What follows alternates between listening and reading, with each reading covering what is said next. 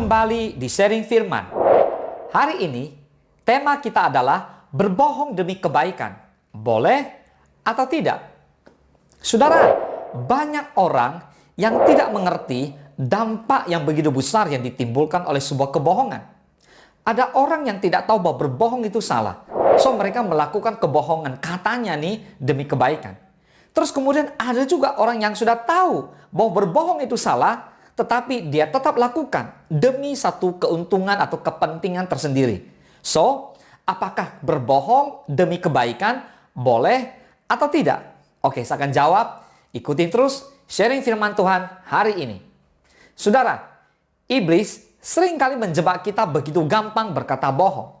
Dan kita tidak pernah menghayati akibat yang begitu besar yang ditimbulkan dari dosa berbohong ini.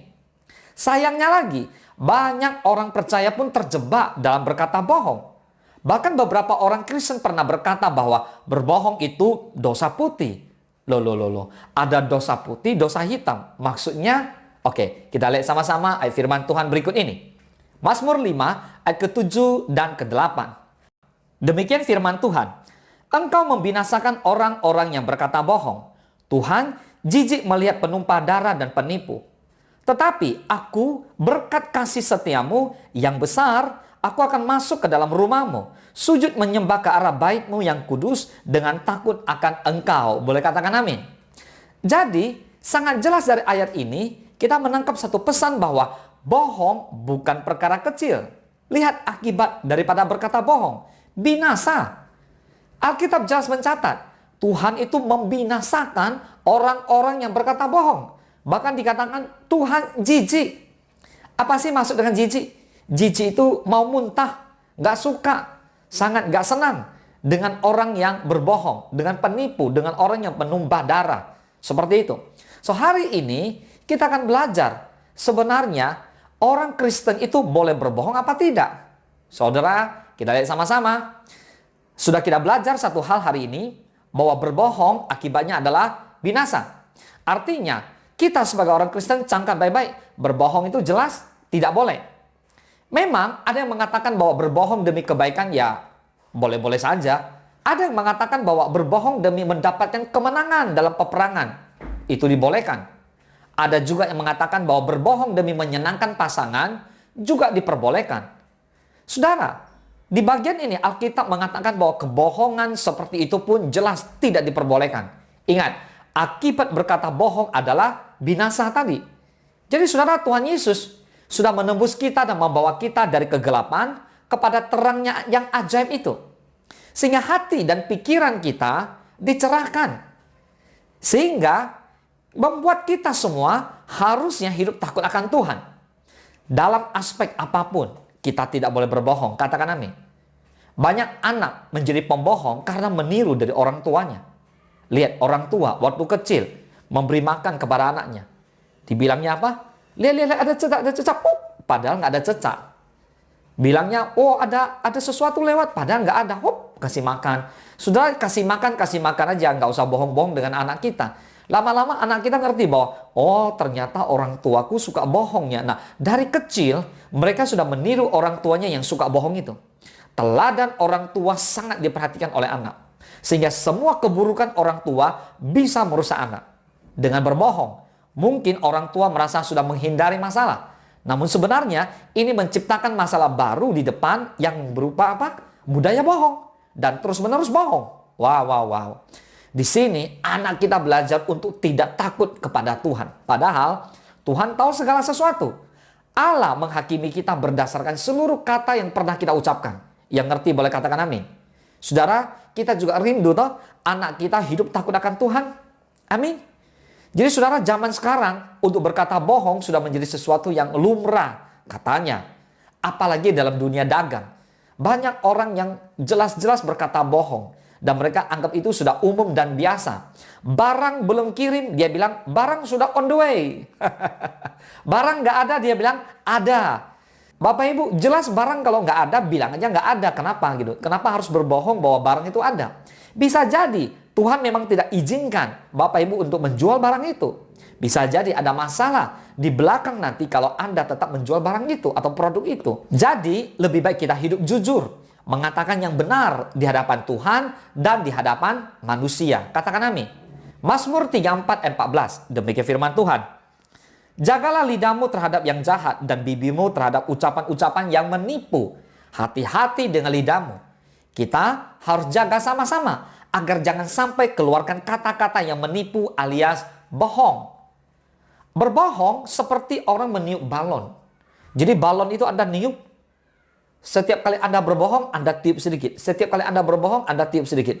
Lama-lama balonnya makin hari makin besar. Dan lama-lama balonnya pung, pecah. Ketahuan. Berbohong atau berdusta adalah satu dari sekian banyak kesalahan atau pelanggaran yang hampir semua orang pernah melakukannya. Bahkan hal berbohong atau berdusta ini seringkali dianggap sebagai sesuatu yang sepele, lumrah, dan dianggap sebagai kesalahan yang manusiawi. Benarkah demikian? Saudara, ketahuilah bahwa berkata bohong atau dusta bukanlah perkara yang bisa ditoleransi, karena hal ini merupakan dosa. Berbohong adalah dosa. Berbohong atau berdusta adalah perbuatan yang bertentangan dengan firman Tuhan. Bohong atau dusta adalah salah satu dosa lidah yang sangat berbahaya dan harus dibuang jauh-jauh dari kehidupan orang percaya. Alkitab di dalam Amsal 6 ayat 16-19 mencatat bahwa bohong atau dusta adalah satu di antara 7 perkara yang sangat dibenci oleh Tuhan. Ayo kita baca. Amsal 6 ayat 16-19. 6 perkara ini yang dibenci Tuhan, bahkan 7 perkara yang menjadi kekejian bagi hatinya. Mata sombong, lidah dusta, tangannya menumpahkan darah orang yang tidak bersalah. Hati yang membuat rencana-rencana yang jahat, kaki yang segera lari menuju kejahatan. Seorang saksi dusta yang menyembur-nyemburkan kebohongan dan yang menimbulkan pertengkaran saudara. Jadi, bohong atau dusta adalah dosa. Dan bohong atau dusta sumbernya dari mana? Dari iblis. Karena iblis adalah pendusta dan bapa segala dusta. Kita baca yuk, Yohanes 8 ayat 44. Iblislah yang menjadi bapamu dan kamu ingin melakukan keinginan-keinginan bapamu. Ia adalah pembunuh manusia sejak semula dan tidak hidup dalam kebenaran.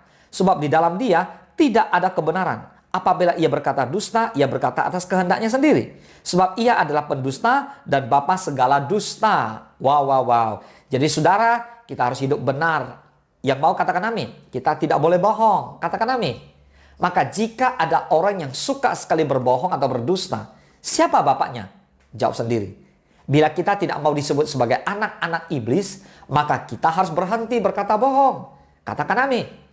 Sebagai orang percaya, kita harus bisa menjaga lidah kita dari ucapan-ucapan yang menipu. Jika tidak, kita bukan hanya akan menjadi batu sandungan bagi orang lain, tapi juga mempermalukan nama Tuhan.